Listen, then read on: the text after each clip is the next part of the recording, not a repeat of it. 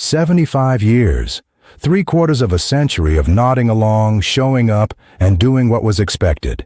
And you know what I finally figured out? Half of the rules nobody actually wrote down. We just agreed to follow them. Well, I'm done agreeing. And if you're raising kids today, I want to tell you something. The best gift you can give your child isn't teaching them to fit in.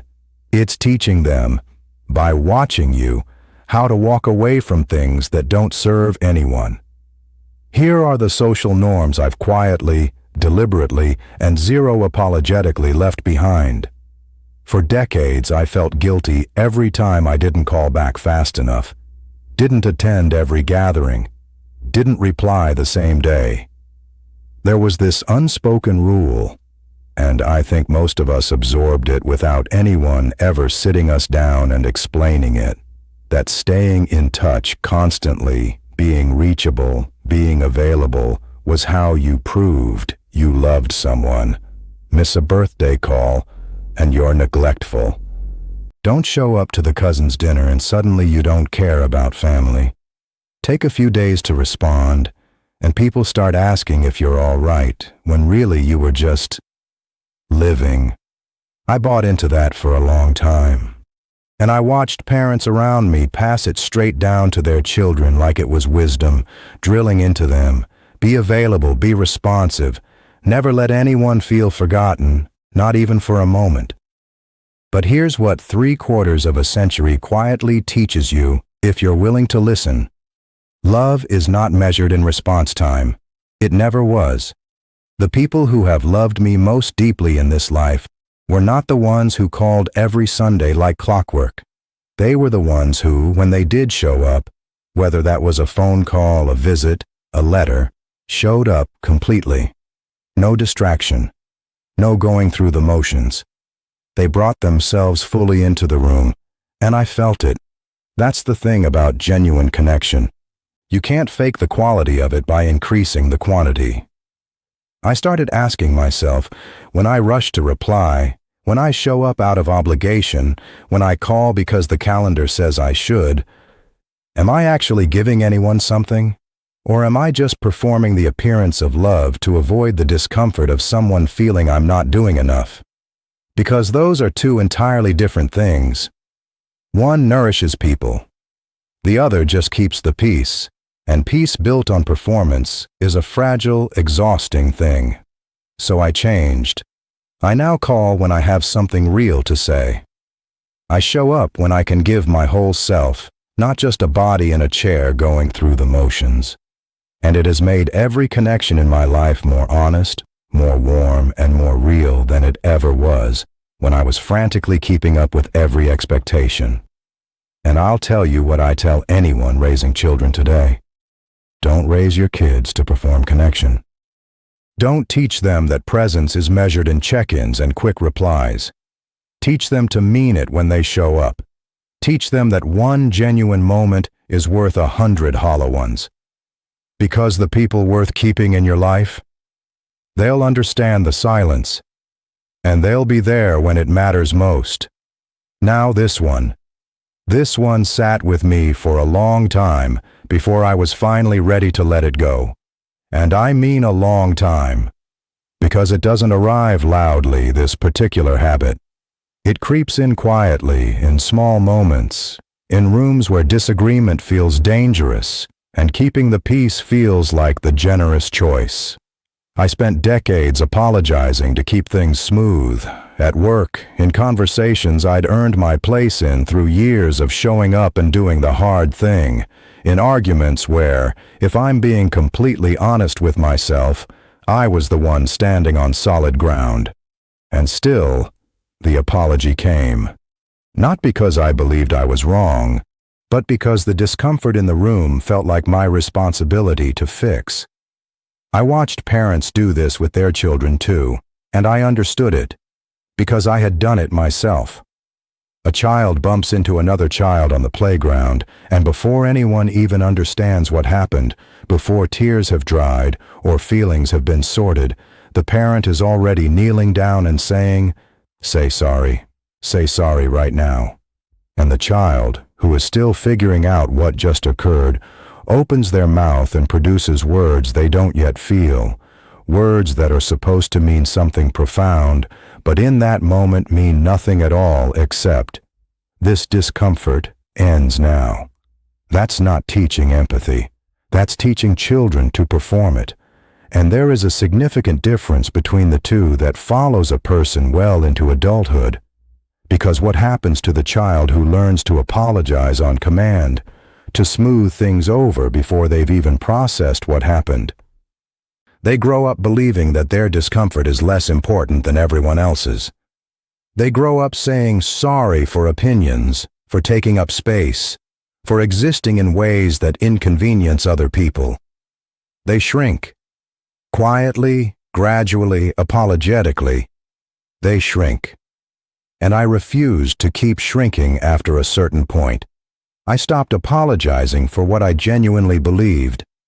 I stopped softening truths to make them easier to swallow. I stopped treating my presence in a conversation like something that required constant justification. And here's what I found on the other side of that decision. The relationships that survived my honesty were the only ones worth having anyway. So if you're raising children, and I know many of you are, hear this clearly. Teach your children what an apology actually is.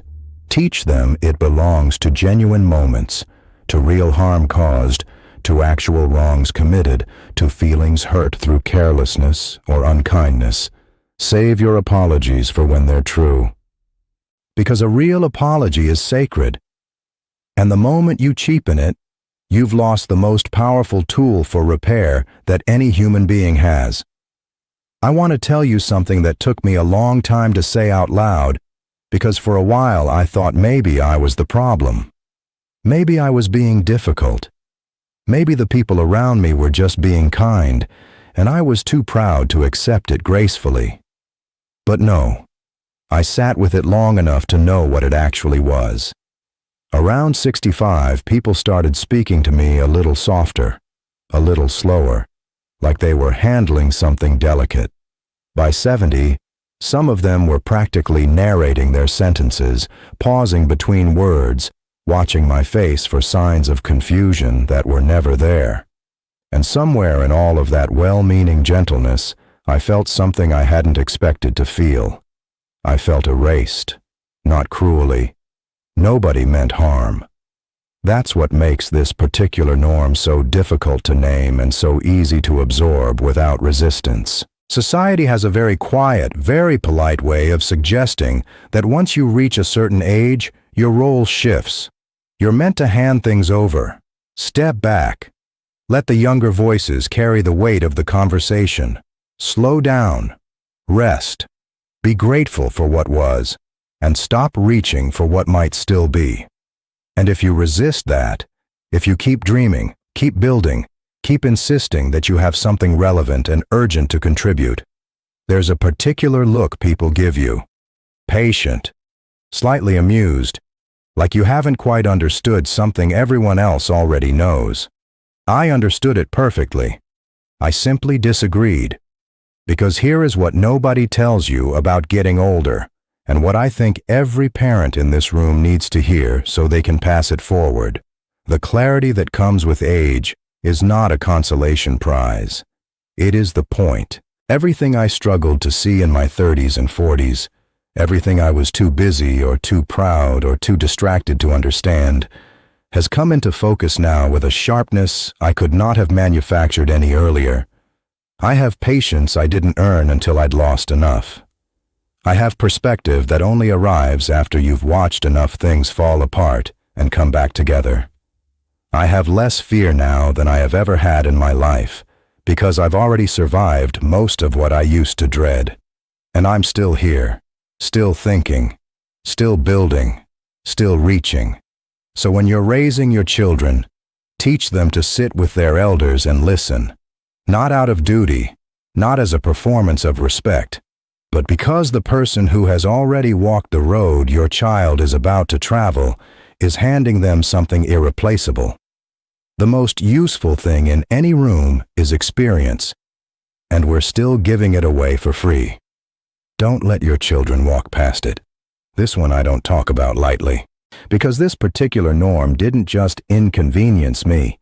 It did real damage to people I loved, to relationships I cared about deeply, and for too many years, I stayed quiet about it because staying quiet was exactly what the rule demanded.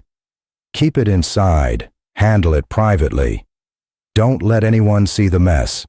Don't air it out where people might form opinions or ask uncomfortable questions or think less of the family name.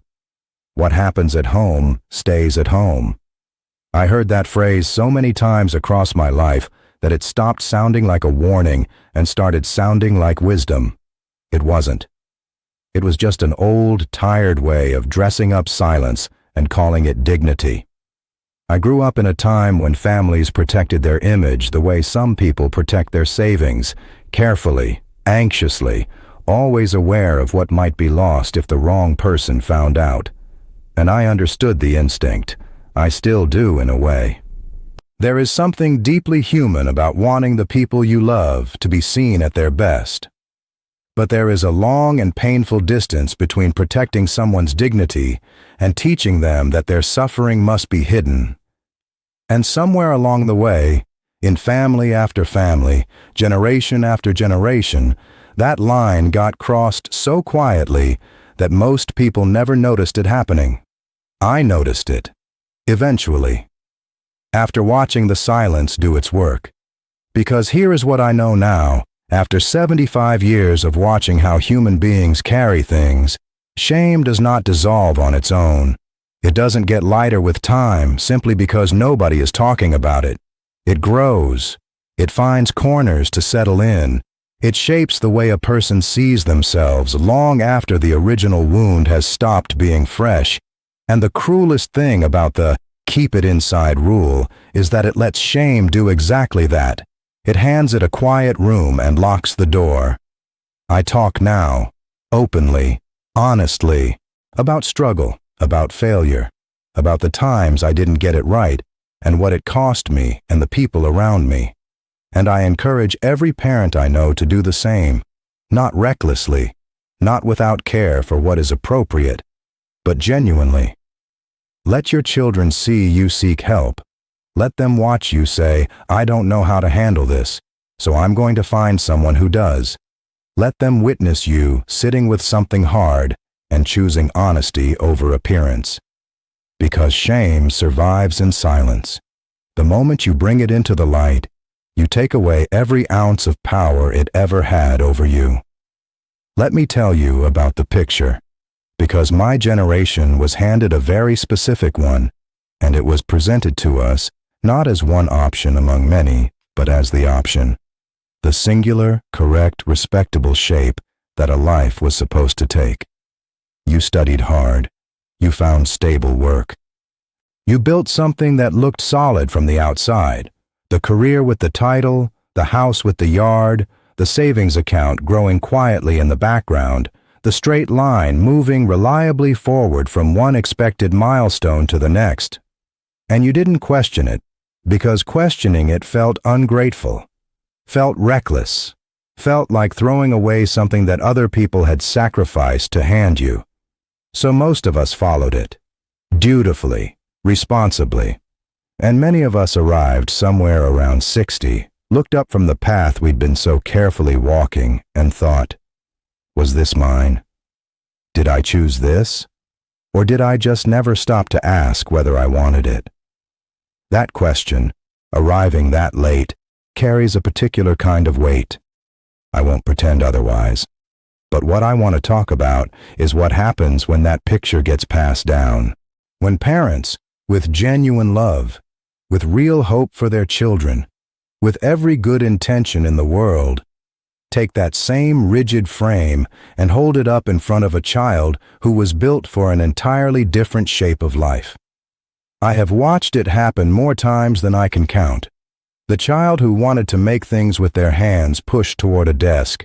The child who lit up on a stage quietly steered towards something more practical, more stable, more sensible. The child who needed to wander in order to eventually arrive, pressured to commit to a destination before they'd even figured out who they were. And what happens to that child? They either break themselves trying to fit the frame, or they spend years quietly grieving the version of themselves they were never allowed to become. Neither outcome is what any loving parent wanted.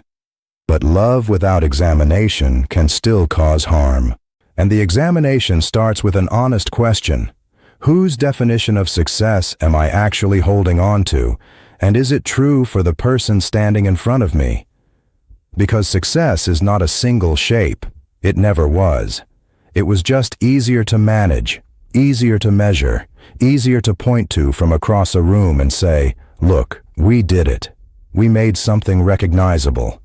The child who takes the winding road isn't lost. They may be the only one who actually arrives somewhere real. And your job is to trust the journey even when you can't yet see the destination. Now I want to talk about the one that makes people shift in their seats. The one that gets politely changed at dinner tables, carefully steered away from in family conversations, treated like a guest who showed up uninvited and whom everyone is too well-mannered to ask to leave. Death. There, I said it. And I noticed some of you just took a quiet breath, the way people do when something lands a little too close. I understand that. I spent a good portion of my own life doing the same thing, keeping it at arm's length, treating it as morbid, as inappropriate, as something that belonged to hospital rooms and funeral parlors and nowhere else. Certainly not at the kitchen table. Certainly not in conversations with children who still had their whole lives ahead of them and didn't need to be burdened with something so heavy and so final. But here is what I know now, standing at 75, with death no longer a distant concept but a genuine neighbor, one I am aware of, one I have made a kind of peace with, one I no longer pretend isn't standing quietly in the room. Avoiding this conversation didn't protect anyone. It just left people unprepared. It left them arriving at the hardest moments of their lives without any of the language, any of the framework, any of the emotional foundation they needed to move through it with grace. Because grief that has never been spoken about in advance doesn't suddenly become manageable the moment it arrives. It overwhelms. It isolates. It makes people feel like they are experiencing something no one else has ever survived, when in fact it is the most universal thing that has ever existed. I talk about it openly now, not with drama, not with despair, but with the calm honesty of someone who has had enough time to understand that a life acknowledged in its fullness, including its ending, is a life lived with real eyes open. And I have found, every single time I've chosen to have this conversation honestly, that the person across from me exhales, like something they were holding finally had somewhere to go. So talk to your children about it, not to frighten them, not to steal the lightness from their young days, but to give them the most important perspective any human being can carry. That time is not guaranteed, that people are not permanent, and that every ordinary Tuesday with someone they love is quietly, remarkably precious. Every day they have is a gift they didn't earn and can't extend forever. And if this kind of honest, unhurried wisdom is what you're looking for, the kind that only comes from a life fully lived, make sure you're subscribed to Evergreen Wisdom, because this conversation is far from over. Here's what I want to leave you with. And I mean leave it with you, because at this point in life, I'm not collecting things, I'm passing them on. The norms we follow without questioning aren't neutral. They shape how we parent, how our children see themselves, and what they pass down to their children. I'm not telling you to be reckless or unkind. I'm telling you to be deliberate. Question what you've inherited. Keep what is true. Drop what is just old habit dressed up as obligation. The bravest thing you can model for your child isn't fearlessness. It's the courage to live honestly. I'm 75 years old and I'm still learning that. So are you. And that's exactly as it should be.